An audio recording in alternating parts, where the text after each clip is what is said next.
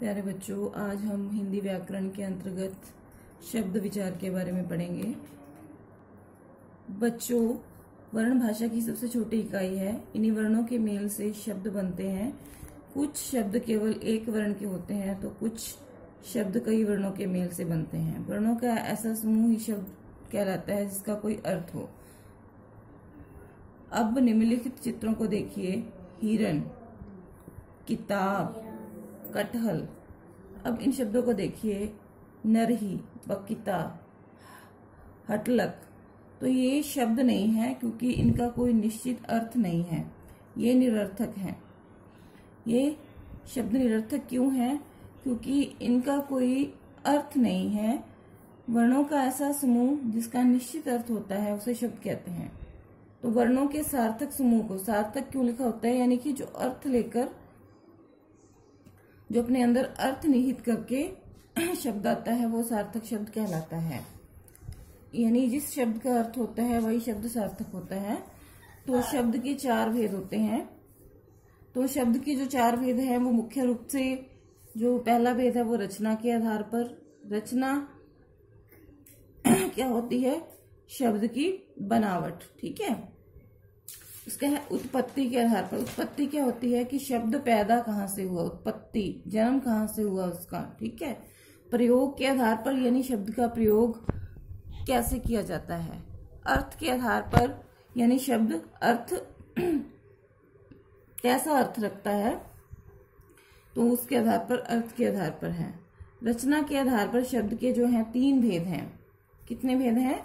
तीन भेद हैं रचना के आधार पर। पहला है रूढ़ शब्द, दूसरा है यौगिक शब्द, तीसरा है योग रूढ़ शब्द।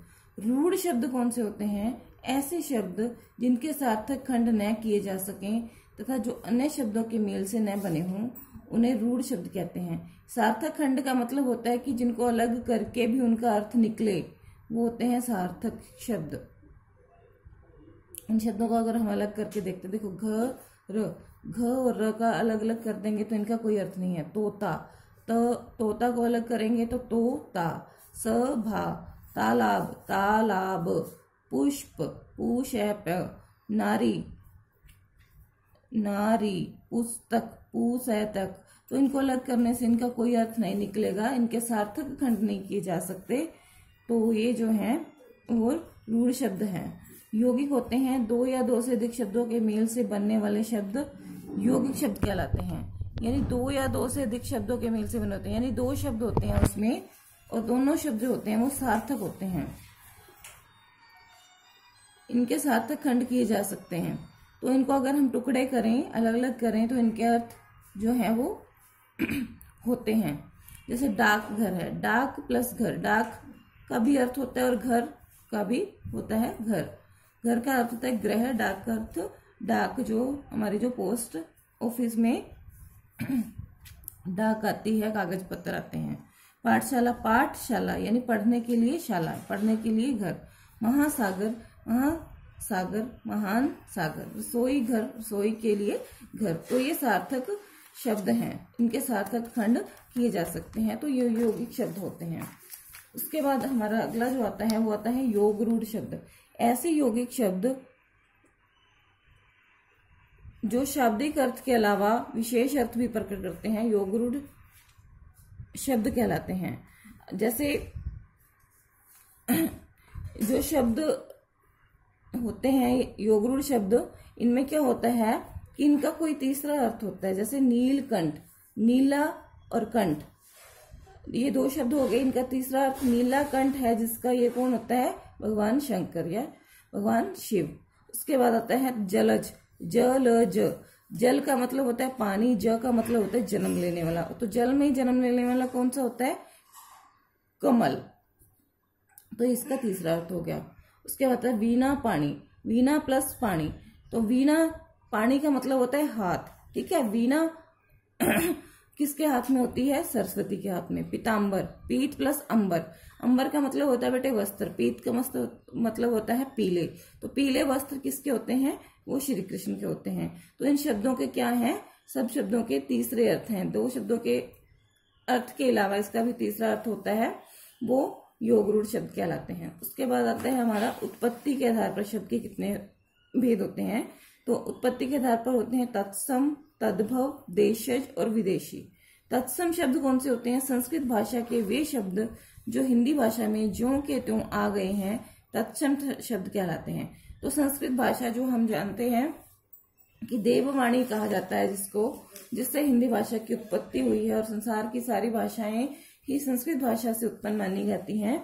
तो जो क्या तो हमने हिंदी में शब्द अपना लिए जो संस्कृत के थे वैसे के वैसे वो है तत्सम। तत्सम यानी जैसे थे वैसे के वैसे ही हमने, सम का मतलब होता है समान, यानी जैसे थे वैसे ही हमने इन शब्दों को अपना लिया हिंदी भाषा में, जैसे सूर्य, प्रकाश, वायु, अग्नि, नेत्र, अश्रु। उसके बाद है तद्भव शब्द। तद्भव शब्द संस्कृत के वे शब्द जो कुछ परिवर्तन के साथ हिंदी भाषा में प्रयुक्त होते हैं, यानी कुछ परिवर्तन के साथ, यानी हमने कुछ चेंज किया इन शब्दों में और इनको हिंदी भाषा में शामिल कर लिया, वो शब्द होते हैं तद्भव शब्द। जैसे आम, सूरज, खेत, रात, सांप आदि। देशज शब्द कौन से होते हैं? हमारे देश में अनेक भाषाएं और बोलियां प्रचलित हैं। जैसा कि आप जानते हैं कि अलग अलग स्थानों पर अलग अलग बोलियां बोली जाती हैं और भाषाएं भी बोली जाती हैं। इनके कई शब्द हिंदी भाषा में आ गए हैं। हिंदी में ऐसे शब्द जो दूसरी बोलियों या लोक भाषाओं से आए हैं उन्हें देशज शब्द कहा जाता है, यानी हमारी ही बोलियों से और हमारे ही देश की भाषाओं से जो शब्द हिंदी भाषा में आ गए हैं, जिनको हिंदी भाषा में अपना लिया गया है, इनका प्रयोग किया जाने लगा है, वो है थैला, पेटी, साड़ी, पगड़ी, खिड़की, जूता आदि। उसके बाद विदेशी शब्द। भारत में अनेक विदेशी आक्रमणकारी आए और लंबे समय तक यहीं बसे रहे। जैसा कि आप जानते हैं, इतिहास में हमने पढ़ा है कि हमारे देश पर बहुत सारे आक्रमण हुए हैं, तो वो लोग जो हैं यहाँ पर बस भी गए थे, तो वो भाषाएं भी जो हैं हमने अपनाने की कोशिश की और बहुत सारे शब्द जो है उन भाषाओं से हिंदी भाषा में आ गए। हिंदी में अंग्रेजी, उर्दू, पुर्तगाली आदि भाषाओं से अनेक शब्द आए हैं। इन्हीं शब्दों को विदेशी शब्द कहते हैं, जैसे बस, बटन, स्कूल, कमीज, शादी, सिनेमा आदि। तो अंग्रेजी भाषा के शब्द कौन से हैं? जैसे coat, machine, pencil, station, ticket, pen, school आदि। उसके बाद हैं अरबी भाषा के शब्द अमीर, गरीब, तकदीर, मालिक, कागज, फकीर आदि। उसके बाद है पुर्तगाली, बाल्टी, अलमारी, तंबाकू, चाबी, तौलिया, कमीज, ओलंपिक आदि। उसके बाद है फारसी के आदमी, जमीन, खूबसूरत, किताब, बाजार, दुकान आदि। तुर्की भाषा के हैं चाकू, कैंची, चम्मच, तोप, बेगम, बहादुर, काबू, बावर्ची आदि। उसके बाद है फ्रेंच के कर्फ्यू, कारतूस, कूपन आदि। चीनी जापानी भाषा के हैं रिक्शा, लीची, चाय आदि। तो हमने शब्द विचार टॉपिक के अंतर्गत हमने आज शब्द की परिभाषा पढ़ी। शब्द के भेदों की परिभाषा के अंतर्गत हमने जो है रचना के आधार पर शब्द के कितने भेद होते हैं और उत्पत्ति के आधार पर शब्द के कितने भेद होते हैं, इसका विस्तार से अध्ययन किया।